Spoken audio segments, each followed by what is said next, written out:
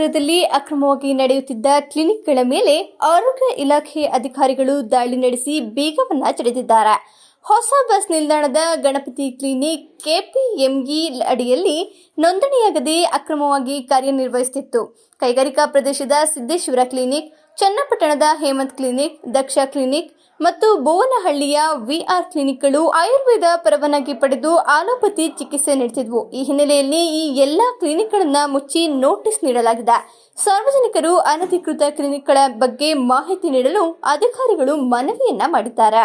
ಹಾಸನ ನಗರದಲ್ಲಿ ಅಕ್ರಮವಾಗಿ ನಡೆಯುತ್ತಿದ್ದ ಕ್ಲಿನಿಕ್ಗಳ ಮೇಲೆ ಆರೋಗ್ಯ ಇಲಾಖೆ ಅಧಿಕಾರಿಗಳು ದಾಳಿ ನಡೆಸಿ ಬೀಗವನ್ನ ಜಡಿದಿದ್ದಾರೆ.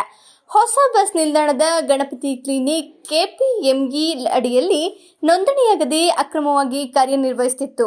ಕೈಗಾರಿಕಾ ಪ್ರದೇಶದ ಸಿದ್ದೇಶ್ವರ ಕ್ಲಿನಿಕ್, ಚನ್ನಪಟ್ಟಣದ ಹೇಮಂತ್ ಕ್ಲಿನಿಕ್, ದಕ್ಷ ಕ್ಲಿನಿಕ್ ಮತ್ತು ಬೋವನಹಳ್ಳಿಯ ವಿಆರ್ ಕ್ಲಿನಿಕ್ಗಳು ಆಯುರ್ವೇದ ಪರವಾನಗಿ ಪಡೆದು ಆಲೋಪತಿ ಚಿಕಿತ್ಸೆ ನಡೆಸಿದ್ವು. ಈ ಹಿನ್ನೆಲೆಯಲ್ಲಿ ಈ ಎಲ್ಲಾ ಕ್ಲಿನಿಕ್ಗಳನ್ನು ಮುಚ್ಚಿ ನೋಟಿಸ್ ನೀಡಲಾಗಿದೆ.